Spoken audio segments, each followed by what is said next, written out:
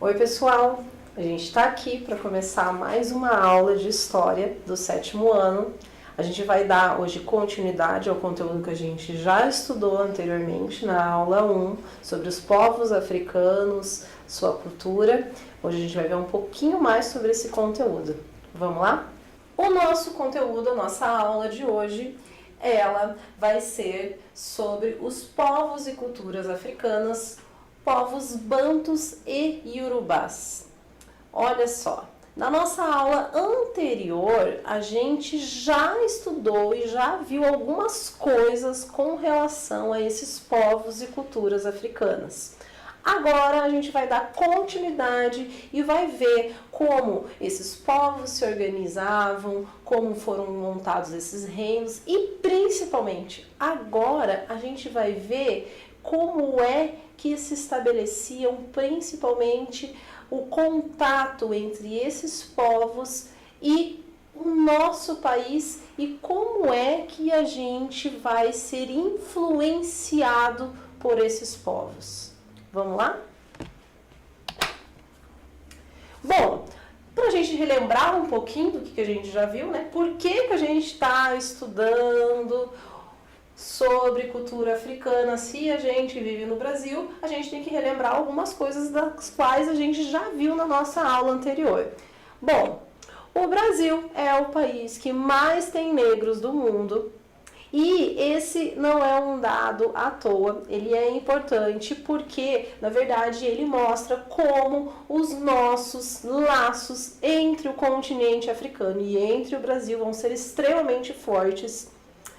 E, além disso, esses laços eles estão ligados totalmente à nossa história. Ao longo de mais de 300 anos, nós tivemos, infelizmente, uma história marcada, um passado que não é tão bacana de ser lembrado, mas é necessário para a gente não repetir novamente os mesmos erros.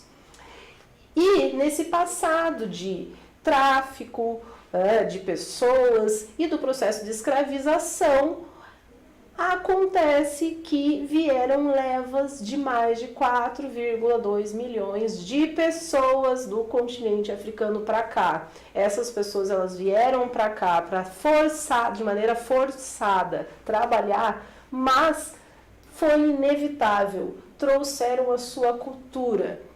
E nós somos feitos dessa cultura também. E é isso que a gente vai dar uma estudada agora, né? Bom, aqui eu fiz um mapinha para vocês, né? Pra gente ver um pouco o que a gente já aprendeu. Bom, a gente já aprendeu que antes da chegada dos europeus no continente africano, no século XV, por que eu estou falando disso novamente? A gente está falando de Europa. O que os europeus têm a ver se a gente está estudando África? É porque a gente tem que estar ligado, porque daqui a pouco, algumas aulas para frente, a gente vai falar sobre como é que os europeus vão vir para cá. E daqui a pouco a gente estuda também novamente como é que esses povos africanos vão chegar aqui, né? O que a gente já viu na nossa aula anterior? A gente viu alguns aspectos do continente africano, né? Então nós vimos um pouco sobre a geografia, alguns aspectos históricos da sua antiguidade, quem eram povos importantes, como que ela se organizava, quais são quantas línguas são faladas, né? Quantos países existem. A gente viu algumas coisas sobre o continente africano que são importantíssimas, né? Para a gente ter um conhecimento sobre o que a gente está estudando. E a gente viu um pouco sobre o Império de Mali, estudamos sobre os malineses, quem eram esse povo, como eles se organizavam, né? Qual era o principal produto deles de comércio, o ouro. A gente viu como que eles também comercializavam o sal, a gente viu que existia um grande imperador, né? Que eram os mansas, como tudo isso era extremamente importante. E o que é que a gente vai ver agora? A gente vai estudar sobre os povos bantus e os povos iorubás. Esses dois povos, eles estão completamente ligados ao nosso modo de ser, porque inevitavelmente em 3 séculos de história e passando disso de um contato que está na nossa pele, está agarrado em quem a gente é, na nossa identidade, a gente vai sofrer grandes influências desses 2 povos. E é isso que a gente vai ver agora nessa nossa aula. Primeira coisa, vamos ver quem são esses bantus, né? Aqui eu coloquei um mapa da África. Essa parte que está em vermelha, que está colorida aqui, é mais ou menos a parte sul, né, do continente africano, é o território que vai ser, né, onde esses povos bantus, também tem pessoas que falam bantus, né, depende, né, como se pronuncia. Esses povos vão estar localizados, então, no sul do deserto do Saara. E eles, alguns ainda são denominados como bantus e eles vivem ainda hoje, né? Estão localizados nessa região. Mas veja só, eu não quero que vocês se confundam. Por quê? Porque ao longo da história dos povos africanos, as pessoas elas cometeram muitos equívocos. O que é um equívoco? É quando as pessoas elas não se aprofundam, né, e elas só acham as coisas. Elas não, né, não vão ver realmente como as coisas aconteceram. E muitos equívocos foram tomados sobre os povos africanos. Um deles é de que os bantus seriam um povo de uma determinada região. Gente, os bantus, eles são centenas de grupos diferentes. Dentro dos bantus existem várias etnias. Os bantus, eles são uma espécie de um tronco linguístico, etnolinguístico. Então, os bantus vão originar inúmeras línguas e diversos povos dentro do continente africano. E são esses povos bantus que vão estar ligados diretamente à construção da nossa identidade aqui no Brasil. Lá por volta, olha só o que vai acontecer com essa galera. Lá por volta de 1500 a.C., tempo pra caramba, os bantus, eles vão partir de onde hoje, atualmente, é a chamada República de Camarões, né? Que é um dos países atual lá da África. Eles vão sair dessa região, esse povo todo, e eles vão realizar a maior expansão que já ocorreu na história da África. Os caras, eles vão, tipo, gente, andar, fazer um rolê gigante, vão andar para muito lugar. E nesse rolê todo que eles estão fazendo, de ir para vários, né, caminhando em várias direções, das mais importantes, porque em cada lugar desses em que eles vão se direcionando, se deslocando, né, esses povos, eles vão domesticando plantas e animais, e isso é muito importante, porque daí você vai gerando uma cultura de plantações, agricultura, animais domesticados, e eles vão conquistando povos por onde eles passam. Então, em meio à expansão territorial deles, eles estão caçando, pescando e, ao mesmo tempo, estão dominando outros povos. Com o passar do tempo, é claro que esses povos bantus, indo, né, nesse processo de expansão histórica tão grande, eles vão acabar se tornando um povo cada vez mais significativo dentro do continente africano. Tão significativo, né, que vão acabar expondo muitas das suas características e passando muito do seu conhecimento por onde eles iam, né, em sua grande expansão territorial. Olha só, e é aí que vem uma coisa bem interessante sobre os bantus. Os bantus, eles eram povos agricultores, como eu falei para vocês, caçavam, acabaram domesticando animais, passaram, né? Mas eles dominavam técnicas de metalurgia. E vocês sacam o que é metalurgia? Metalurgia é o trabalho que transforma metais em objetos. Como assim? Os caras, eles descobriram na natureza, né, minérios, e que a fusão desses determinados minérios que eles encontravam, observação, hein? Se liga, o continente africano, ele é ainda hoje um dos continentes mais ricos em minérios que vocês podem imaginar, desde minérios preciosos, pedras preciosas, como minérios do nosso uso, né, incluindo o petróleo, inclusive, que vão gerar grandes riquezas, né? A metalurgia, gente, então ela é esse ato de fundir, né, a fusão, né, do ferro que acaba transformando em vários objetos esses metais. Eles dominavam a técnica da metalurgia, e não só para suas ferramentas de uso cotidiano, para caça, para pesca. Eles dominavam também a metalurgia e utilizavam na elaboração de artes, de máscaras, tipo, umas coisas super bonitas, sabe?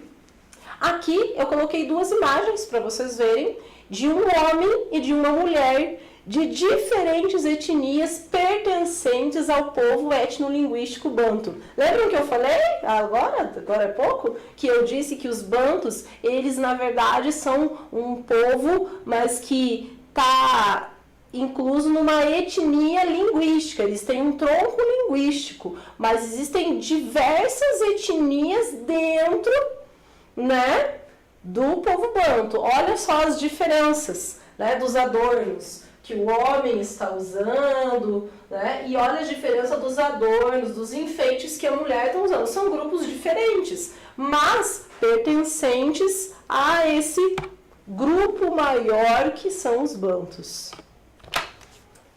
Pessoal, eu preparei aqui uma atividade para vocês. Eu vou ler ela. Quero que vocês copiem no caderno de vocês, tá? Essa questão vocês têm no livro de vocês. Quem tem o livro, copia apenas a pergunta e anota ali a página, né? Não esquecendo que esse conteúdo das culturas dos povos africanos, eles estão no capítulo 2 do livro de vocês.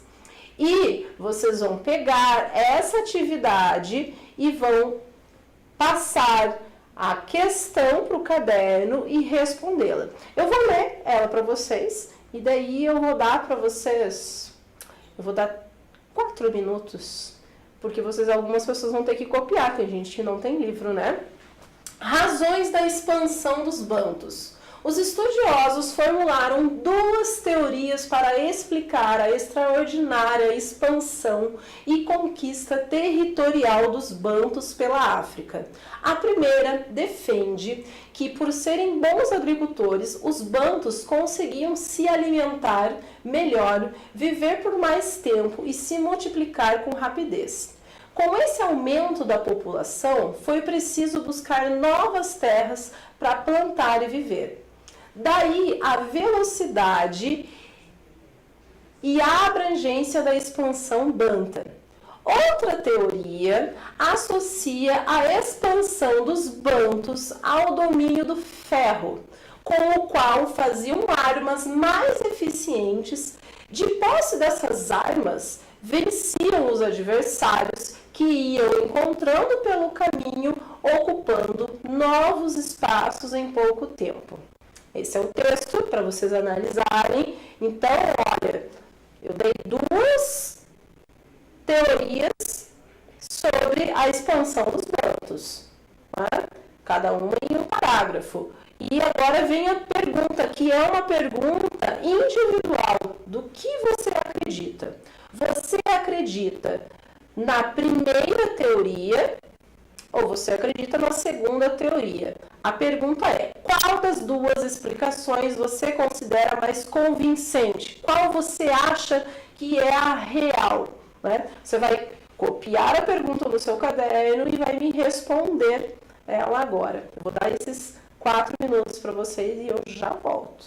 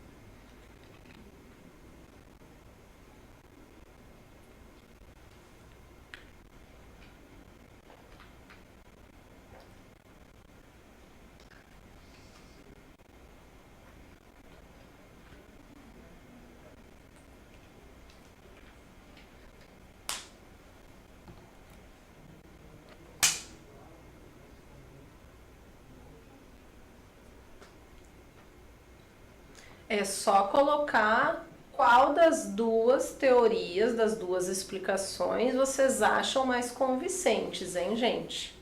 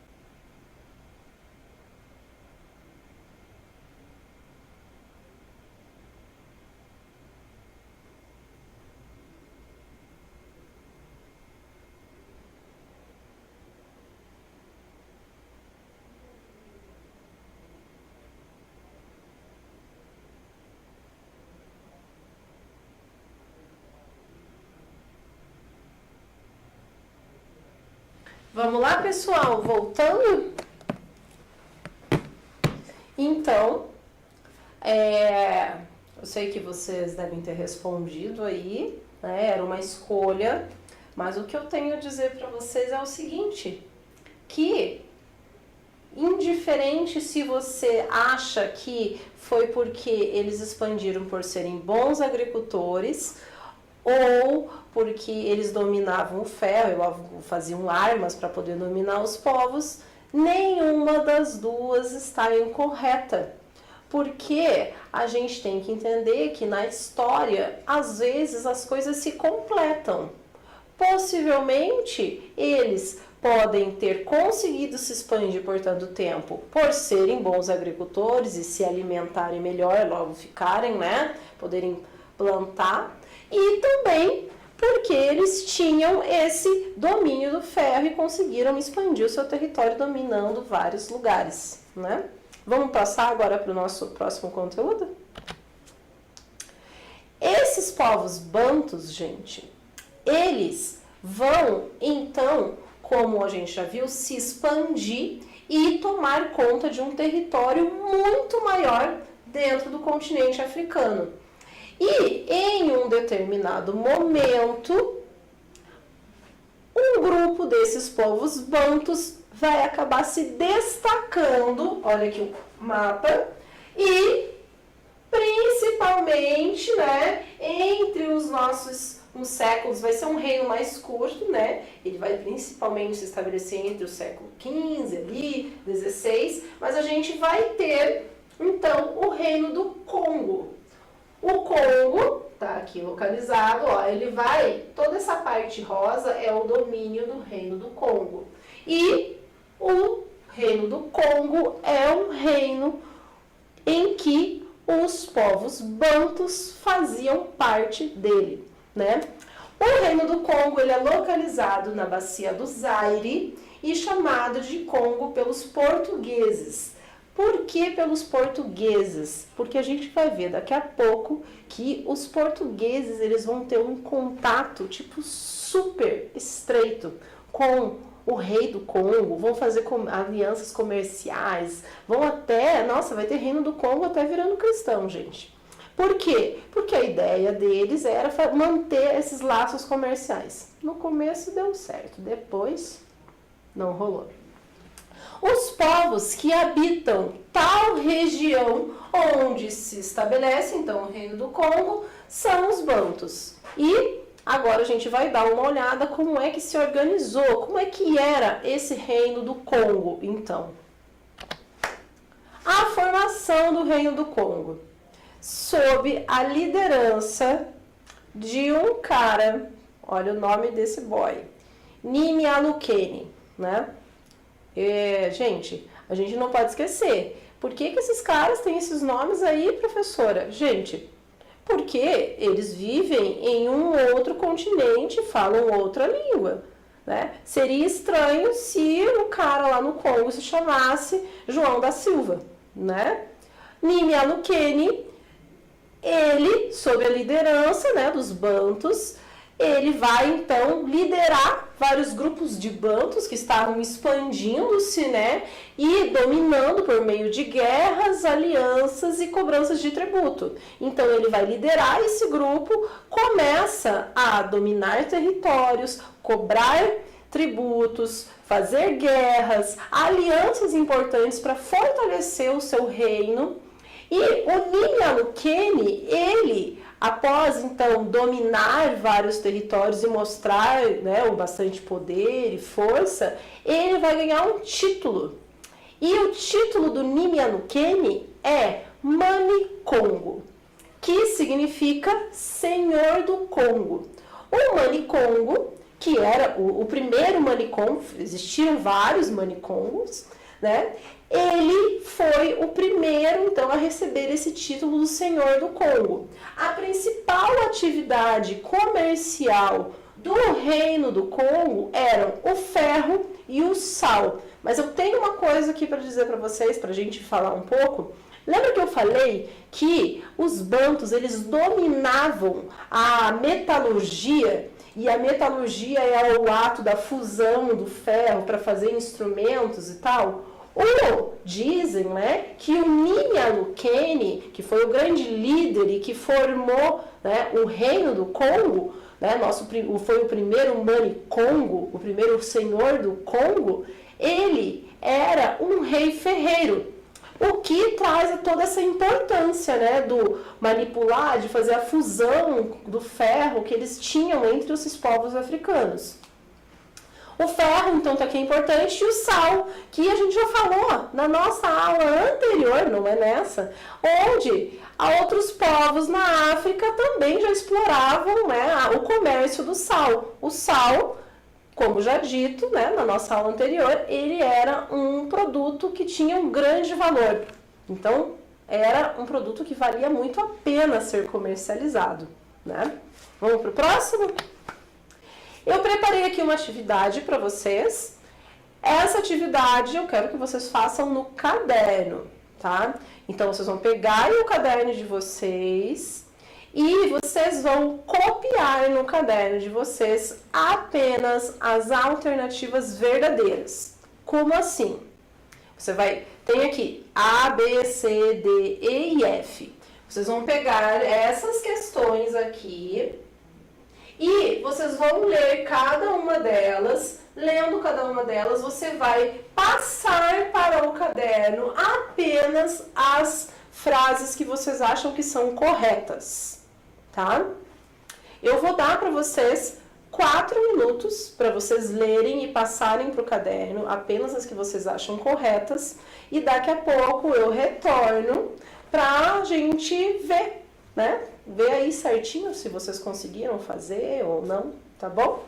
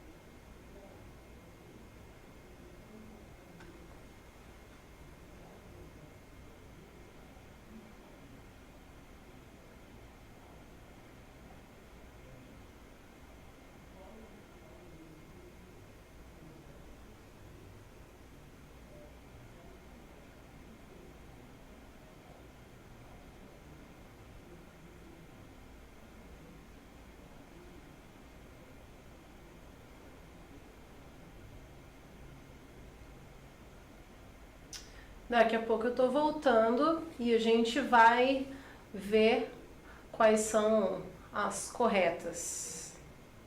Algumas delas, né? Depois vocês pegam no livro de vocês e fazem a correção.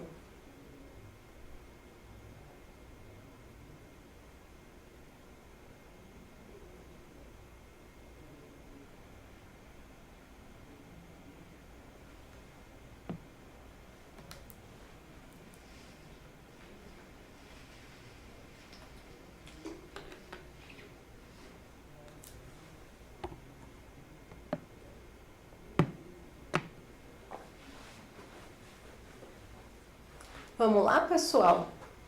Então, A.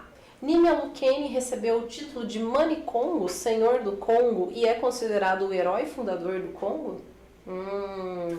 Eu acho que essa é correta, hein? B. Os 12 conselheiros do Mani Congo eram todos homens com idade superior a 60 anos. Informação que não foi passada, que está no livro de vocês, mas eu posso já ajudar vocês para vocês verem se isso é verdadeiro ou errado. Dentro da administração do Mani Congo, né, do rei do Congo, ele tinha um conselho de pessoas que ajudavam a administrar, né, as suas terras, todos os seus, né, todo o seu território, e dentre eles tinham 4 mulheres que eram destinadas a um conselho de anciãs, né, de pessoas mais velhas, que ajudavam na administração, né, na organização, né, vamos dizer assim, do Reino do Congo. Então, logo, as mulheres tinham um papel bastante importante. Além de se dedicarem à caça e à pesca, que era uma atitude comum às mulheres, elas então também conseguiam ter esse papel ligado à função administrativa do Reino do Congo. D, já respondi a C, hein? Os congos conheciam técnicas apuradas de fusão de ferro? Será?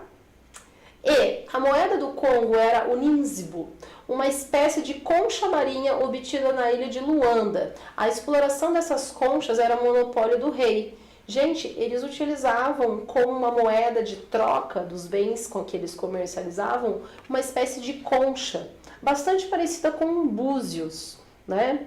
E eles então usavam essa concha como um material, como a sua moeda de troca pelos produtos que eles comercializavam. F. Os portugueses chegaram ao Congo em 1483 e logo procuraram fazer comércio com as lideranças africanas. Eis que a ligação, lembram que eu falei, entre o Congo e os portugueses foi muito grande, principalmente estreitada pelos laços comerciais. Vamos para o próximo? O rei do Congo foi no Reino do Congo onde partiram a maioria dos africanos escravizados que desembarcaram aqui no Brasil.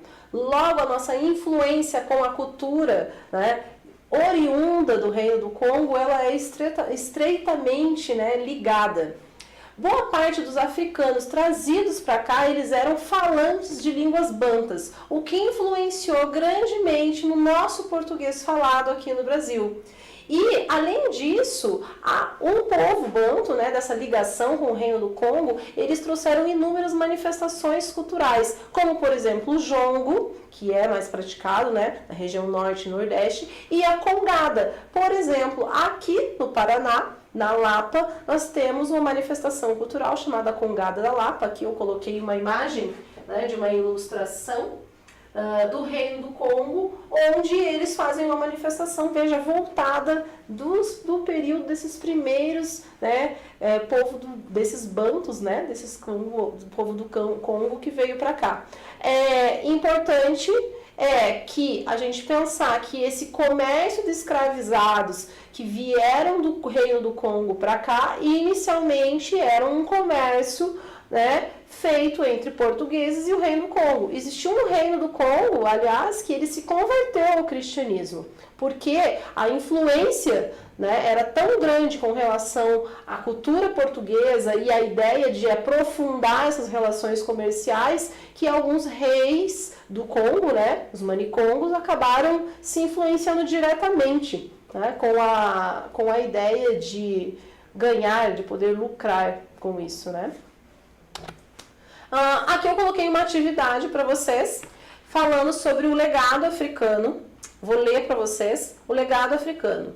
De que a presença africana em nossa cultura é profunda. Talvez o melhor testemunho esteja no português que falamos, o idioma do qual expressamos e que pensamos, sentimos e somos. As línguas africanas, especialmente o quimbundo, ou o idioma dos umbundos, ou quincondo, ou língua dos congos, ou umbundo, ou idioma dos ovimbundos e o iorubá marcam profundamente não só o vocabulário do português do Brasil, mas também a construção das frases e a fonética, ou a maneira de como pronunciamos as palavras. Poucos se dão conta de que os verbos cochichar, cochilar, fungar, xingar, zangar e os substitutivos bagunça, caçula, cafuné, carimbo, fuxico, fusarca, garapa, lenga-lenga, molambo, quitanda, quitute, sunga, tanga, os adjetivos capenga, dengoso, encabulado, isonzo e numerosíssimos outros. Eles são termos que usamos no nosso dia a dia e eles são de origem africana. E o que fazem os portugueses quando tem que zangar, né? Com o caçula dengoso que está cochilando durante um lenga-lenga, como está? Né? Veja só como as frases eram formadas, né? Tem aqui duas questões para vocês. A. Que línguas africanas marcaram profundamente nosso vocabulário português no Brasil? B. Cite 4 exemplos de palavras de origem africana no nosso português. O texto de apoio está aqui para vocês conseguirem responder. Eu vou dar para vocês copiarem. Essa é uma atividade que vocês têm no livro de vocês e eu vou dar 2 minutos para vocês copiarem as perguntas, apenas as perguntas, e responderem. Todas as respostas estão no texto de apoio.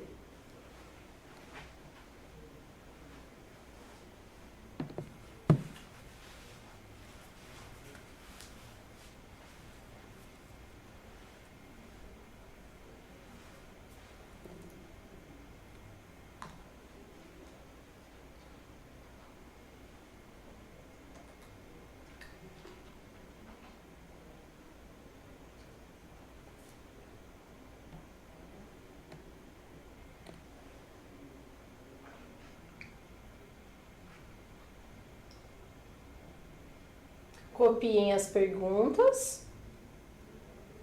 Já deve ter terminado, né?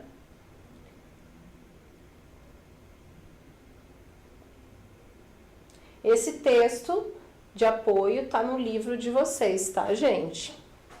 Lá no capítulo 2. Então, vamos passar para o seguinte. O outro povo importante que a gente tem que estudar são os iorubás. Os iorubás, eles são de origem principalmente de 3 lugares que hoje originam a Nigéria, o Benin e o Togo. Os iorubás também são um povo com uma cultura que influenciou diretamente no nosso ser brasileiro. Eles são da África Ocidental e viveram com povos muito importantes na nossa formação histórica. Vamos lá? A capital religiosa dos iorubás se chamava Ifé. E eles também tinham uma capital política que se chamava Oió.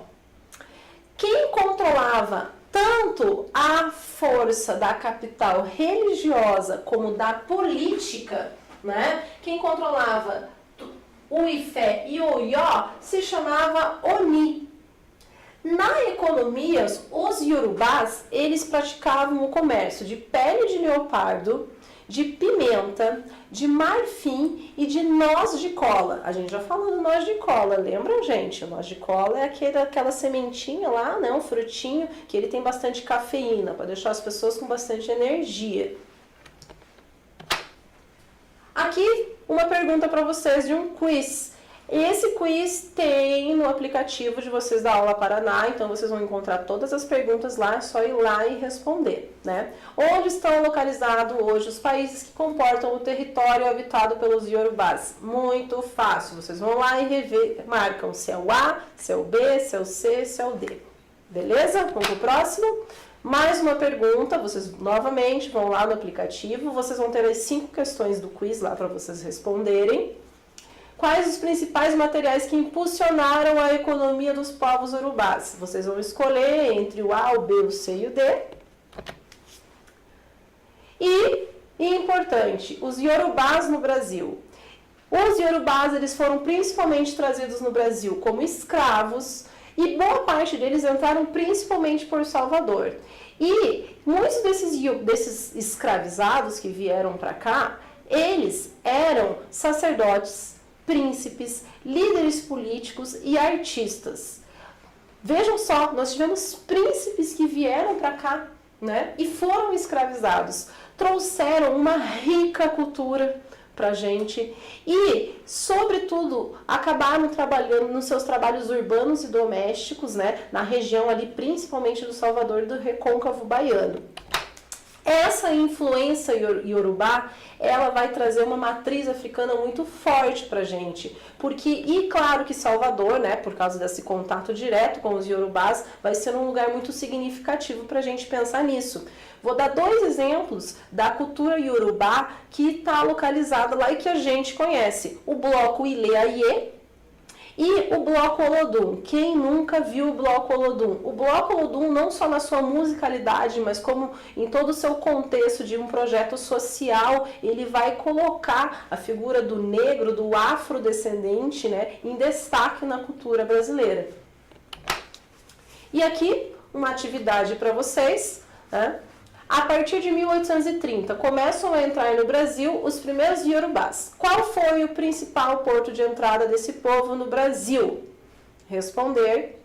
2. Que indivíduos iorubás chegaram no Brasil para serem escravizados? E 3. Indique 2 grandes manifestações artísticas que são diretamente influenciadas pela cultura iorubá. Essas questões vocês vão copiar no caderno de vocês e vão responder no caderno, deixa para o professor ver. O que a gente aprendeu hoje? A gente aprendeu, então, sobre os bantus e iorubás. Na nossa aula anterior, a gente aprendeu sobre os malineses e, principalmente, a gente aprendeu nas nossas 2 aulas sobre os povos e cultura africana, como eles tinham uma sociedade extremamente organizada em impérios, reinos, eram reinos extremamente ricos, importantíssimos, não só para estabelecer a nossa ligação de quem nós somos no sentido cultural, mas também como eles são importantes para a gente pensar de como essas culturas, e a África é um continente importante para constituir a nossa humanidade, né? E é isso aí, gente. Até a próxima.